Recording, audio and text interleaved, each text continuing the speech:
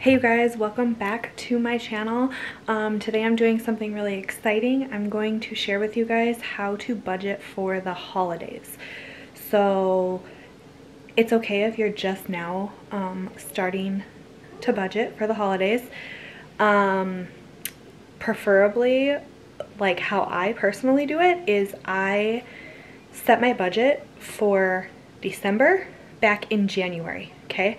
So what I do is I don't think of any of my gifts beforehand because I don't know what I'm gonna get people way in January for the following December, right? So I set my budget.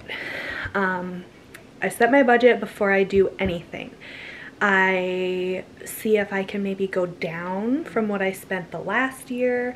And if I can't, that's okay. But of course, I just base it on, you know, what I think is a good amount to spend.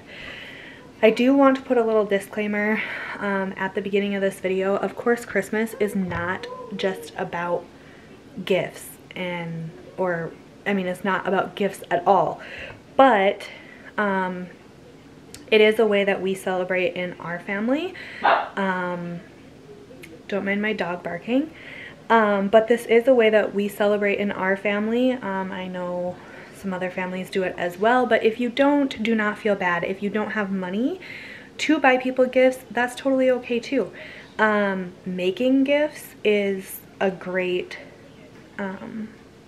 way to give someone a gift for Christmas that'll probably mean even more to them than something that you buy. And also, one thing that I wanted to say is if you're, you know, right now we're in the end of November, and if you're stressing about finding money for the holidays, two things that I always do if I need to is I go through my house, number one, and I try and find things I can sell. I go through my closet and I do a little closet purge. I go through my kids' closet, I do a closet purge of their stuff. Chances are you always have something that you can probably sell in your house for some extra money. The other thing you can do is you can go through your house and you can shop your shelves, because I know, for example, like me, I need a white elephant gift this year because that's something that we do at one of our family members' houses, is a white elephant game.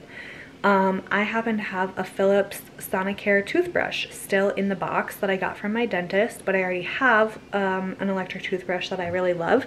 So I am doing that as my white elephant gift. So I don't have to spend any money buying that white elephant gift, right?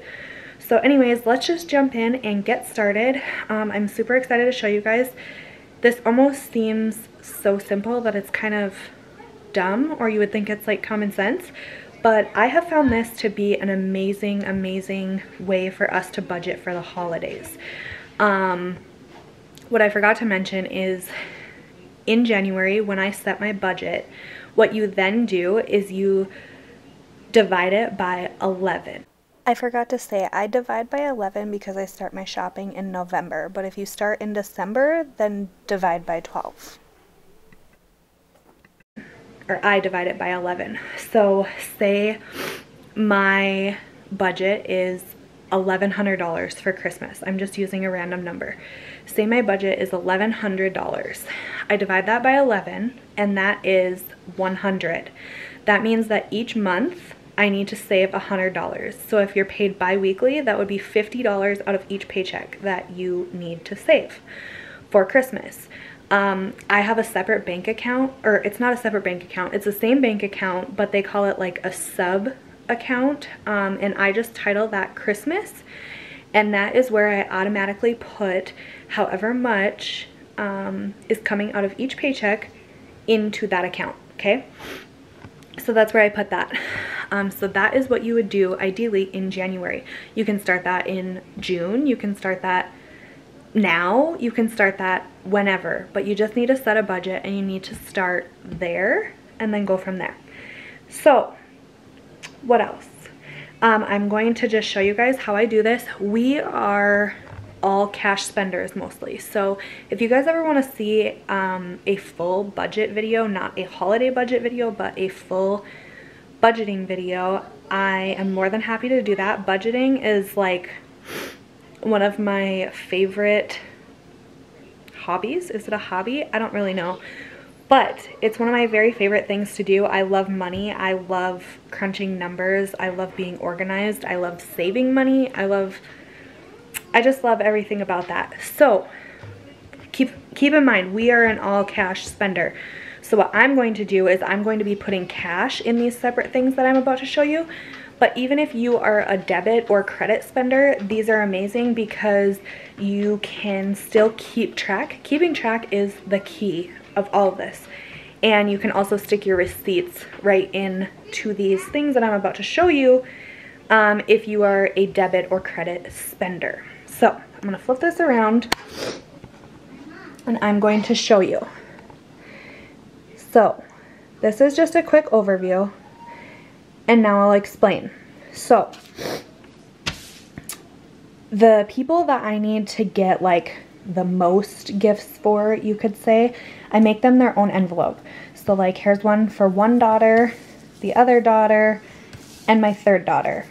I write their name up here. I write how much I'm budgeting for them. And then I just draw little lines that says item, spent, left.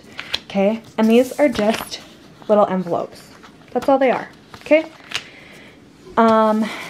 Here's my husband's. And then the people that I don't have to buy like a lot of gifts for, that I think I'm probably only going to buy like one gift for, I do on here. So this is a bigger envelope. So you can see I have like dad, mom, my sister, you know, white elephant. Down here I have draw 1, draw 2, draw 3. That is, we do like a drawing for each of the kids at one of our family members' house. Okay, so when you say I go and buy Grace a book, I would write book right here. I would write that I spent $15, and then right here I would write that I have $135 left. Since I'm an all cash spender, I would have all that money right inside of this envelope. But if I was a debit spender or a credit spender, then I would just stick the receipt in here and I would keep track, and I would always know how much I have left to spend, okay? Another thing that you need to think about in your budget, it does not include just gifts. So Christmas miscellaneous. You might have to travel. You might need to buy food for maybe you're hosting. You might need to get a hotel if you're traveling. You might need wrapping paper if you don't have enough left over from last year. Miscellaneous, maybe a string of lights went out on your tree, so you need a new string of lights. This isn't really applicable to me because we don't really travel. But I did show you that to let you know that your Christmas budget does not include only gifts, okay? So this is super simple. It almost seems silly, but it honestly, it will save you money in the long run because you're setting your budget at the very beginning.